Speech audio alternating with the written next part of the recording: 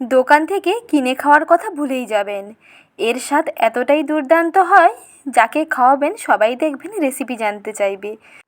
খুব সহজ পদ্ধতিতেই রেসিপিটি শেয়ার করলাম, কোথাও স্কিপ না করে দেখতে থাকুন, আশা করি ভালো লাগবে। আর কি মুচমুচে হয়েছে দেখুন, যেমন মুচমুচে হয় তেমন টেস্ট হয়, আর একটি খেলে আর একটি খেতে চাইবেন। নমস্কার বন্ধুরা, সাথী কিচেনের নতুন রেসিপিতে সবাইকে স্বাগত জানাই। দেখে নিন সহজ রেসিপি। প্রথমে দেখুন এখানে নিয়ে নিয়েছি একটি বিট এবং একটি গাজর। প্রথমে গাজর ও বিটের খোসাটাকে বেশ ভালো করে ছাড়িয়ে নিয়ে তারপরে ধুয়ে নিতে হবে। তারপরে একটা গ্রেটার দিয়ে গ্রেট করে নিতে হবে। এগুলোকে বড় বড় টুকরো করে সেদ্ধ করে নিয়ে সেটাও ম্যাশ করে নিতে পারেন, তবে তার থেকে এটা বেশি ভালো হয় যদি এই রকম কাঁচা বিট ও গাজরকে একটা গ্রেটার দিয়ে গ্রেট করে নেওয়া যায়, তাহলে তাড়াতাড়ি সেদ্ধ হয়ে যাবে। আর এইভাবে ভেজিটেবল চপ বানালে খেতে দেখবেন দারুণ লাগবে। একইভাবে দেখুন গাজরটাকেও গ্রেট করে নিলাম, সঙ্গে বিটটাকেও এদিকে গ্রেট করে নিচ্ছি। বিট ও গাজরের সঙ্গে আরও কিছু সবজি এখানে মিশিয়ে নেব। তার জন্য কি কি নিয়েছি ভিডিওটি দেখতে থাকুন, আশা করি খুবই ভালো লাগবে। বিট ও গাজরটাকে গ্রেট করে নিয়েছি, আর তার সঙ্গে নিয়েছি মটরশুঁটি, সঙ্গে নিয়েছি অল্প একটু ফুলকপি। ফুলকপিগুলোকে একেবারে ছোটো ছোটো করে কেটে নিয়েছি। প্রথমে কড়াইতে 2 চামচ দিলাম সাদা তেল, তার মধ্যে দিচ্ছি থেতো করে নেওয়া আদা এবং কাঁচা লঙ্কা। আদা ও কাঁচা লঙ্কা একসঙ্গে থেতো করে নিতে হবে, সেই পেস্ট দিয়ে দিলাম। সঙ্গে দিলাম 1/2 চামচ গোটা 5 ফোড়ন। আদা, কাঁচা লঙ্কা এবং 5 ফোড়ন একসঙ্গে ভেজে নিয়ে একে একে সবজিগুলোকে দিয়ে দিতে হবে। প্রথমে যেটা গোটা গোটা থাকবে অর্থাৎ ফুলকপিগুলোকে দিতে হবে, সঙ্গে দিচ্ছি গ্রেট করে নেওয়া বিট, গাজর এবং মটরশুঁটি। সব কিছুকে ভালো করে মিশিয়ে নিতে হবে। সঙ্গে দিচ্ছি স্বাদ মতো নুন এবং অল্প একটু হলুদের গুঁড়ো। এই অল্প একটু নুন দেওয়ার সঙ্গে সঙ্গেই দেখবেন এটা অনেক তাড়াতাড়ি নরম হয়ে যাবে। পরিমাণটা আগে থেকে অনেকটাই কমে যাবে, আর এগুলো নরম হয়ে যাবে, বেশ ভালোভাবে সেদ্ধ হয়ে যাবে। একেবারে মিডিয়াম টু লো আঁচে কিছুক্ষণ পর্যন্ত রান্না করে নিতে হবে। এর সঙ্গে মিশিয়ে নিচ্ছে সামান্য অল্প একটু চিনি। এই সামান্য একটু চিনি দেওয়াতে দেখবেন এর টেস্টটা দুর্দান্ত হবে, এই নুন ও চিনির ব্যালেন্সটা বেশ ভালো হবে। তারপরে একটা সেদ্ধ করে নেওয়া আলুকে এইভাবে ম্যাশ করে নিতে হবে। একেবারে কিন্তু মিহি করে এটা বাটার দরকার নেই, কিংবা গ্রেটার দিয়ে গ্রেট করারও দরকার নেই, একটু হাত দিয়ে এইভাবে চটকে নিলেই হবে।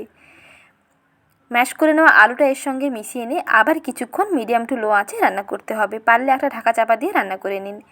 তারপরে এদিকে একটা স্পেশাল মশলা রেডি করে নিচ্ছি। একটা শুকনো কড়াইতে একটা শুকনো লঙ্কা এবং 2 চামচ গোটা 5 ফোড়ন, সঙ্গে দিচ্ছি 1 চামচ গোটা জিরে। শুকনো কড়াইতে মিনিট 2 মতো সময় নিয়ে ভেজে নিলেই মুচমুচে হয়ে যাবে। তারপর এটাকে ঠান্ডা করে নিয়ে গুঁড়ো করতে হবে। আর এদিকে দেখুন এগুলো অনেক সুন্দর সেদ্ধ হয়ে গেছে। বিট গাজরটা যখন এরকম বেশ সুন্দর সেদ্ধ হয়ে যাবে, তার মধ্যে দিয়ে দিচ্ছি 1 চামচ বেসন। এই 1 চামচ বেসন দেওয়াতে এর ময়েশ্চারাইজ ভাবটা অনেকটাই চলে যাবে এবং এই স্টাফিং কিংবা পুরটা অনেক শুকনো শুকনো হবে, খেতে বেশ ভালো লাগবে। তারপরে সেই গুঁড়ো মশলাটা দিয়ে দিচ্ছি, যে স্পেশাল সিক্রেট মশলাটা রেডি করে নিয়েছিলাম। 5 ফোড়ন, জিরে এবং শুকনো লঙ্কা একসঙ্গে শুকনো খোলায় ভেজে নিয়ে গুঁড়ো করে নিতে হবে। এই মশলাটা দেওয়ার সঙ্গে সঙ্গে দেখবেন এর সেন্টটা দুর্দান্ত হবে। আর স্টাফিংটা দেখুন কত সুন্দর শুকনো শুকনো হয়ে গেছে। এই রকম শুকনো শুকনো হলে এটা সহজে বানাতে পারবেন, না হলে কিন্তু ভেঙে যেতে পারে। তাই যাতে এই রকম একটু শুকনো শুকনো হয় সেটা খেয়াল রেখে এইভাবে করে বানিয়ে ফেলুন। আর এটা ঠান্ডা হওয়ার পরে দেখুন আরও সুন্দর টাইট হয়ে গেছে। পুরটা একেবারে রেডি আর ঠান্ডাও হয়ে গেছে। এখন হাতের মধ্যে অল্প করে সাদা তেল মেখে নিয়ে সেই পুর থেকে অল্প অল্প করে নিয়ে এইভাবে বলের শেপ দিয়ে বানিয়ে নিচ্ছি। যেমন ভেজ বল বানানো হয় সেইভাবে করে বলের শেপ দিয়ে বানিয়ে নিলাম। এটা আপনারা ডিম্বাকৃতিও বানাতে পারেন, কিংবা এইভাবে গোল শেপ দিয়েও বানাতে পারেন, যেটা পছন্দ হয়, যেটা সুবিধা হয় সেই মতন করে বানিয়ে নেবেন। এক এক করে সমস্ত বলগুলোকে রেডি করে নিয়েছি। এখন এই বলগুলোকে একটা ব্যাটারে কোট করতে হবে। তার জন্য এর মধ্যে দিয়ে দিচ্ছি একটা বাটির মধ্যে 2 চামচ ময়দা, 1 চামচ কর্নফ্লাওয়ার, সামান্য অল্প একটু লবণ এবং দিচ্ছি অল্প একটু গোলমরিচের গুঁড়ো। সব কিছুকে মিশিয়ে নিয়ে প্রথমে শুকনো উপকরণগুলোকে একটু মিশিয়ে নিতে হবে, তারপরে জল দিতে হবে। আর জলটা একেবারে সামান্য করে দেবেন, অল্প অল্প করে জল দেবেন, একসঙ্গে কিন্তু বেশি দিয়ে দেবেন না, তাহলে ব্যাটার পাতলা হয়ে যাবে। আর ব্যাটার যদি বেশি পাতলা হয়ে যায় তাহলে কিন্তু এই বলগুলোর মধ্যে ভালোভাবে কোট করা যাবে না। তাই এইরকম একটু ঘন করে ব্যাটারটা বানাতে হবে। দেখুন এইভাবে একটা আঙুল কিংবা স্প্যাচুলা ডুবিয়ে দেখে নেবেন যে ভালোভাবে কোট হয়ে যাচ্ছে, তাহলে বুঝতে পারবেন ব্যাটার একেবারে পারফেক্ট। এখন একটা করে ভেজিটেবল বলগুলোকে নিয়ে এই ব্যাটারে ভালো করে কোট করে নিচ্ছি। উল্টে পাল্টে নিয়ে এইভাবে কোট করে নিয়ে তারপর একটা কাঁটা চামচ দিয়ে বলগুলোকে তুলতে হবে, তাহলে এর এক্সট্রা যে লিকুইডটা থাকবে সেটা দেখবেন ঝরে যাবে। তারপরে এগুলোকে ব্রেড ক্রাম্বসের মধ্যে কোট করতে হবে। ব্যাটারে ভালো করে কোট করে নিন, তারপরে ব্রেড ক্রাম্বসের মধ্যে কোট করে নিন। আর এই রকম ব্রেড ক্রাম্বস বাড়িতে সহজে বানিয়ে নিতে পারবেন।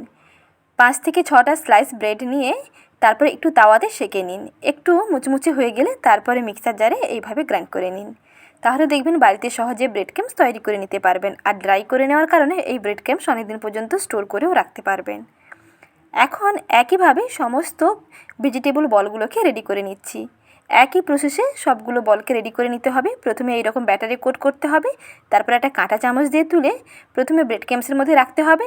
প্রথমে কিন্তু এই লিকুইড অবস্থায় হাত দেবেন না, হাতের মধ্যে কিন্তু আটকে যেতে পারে।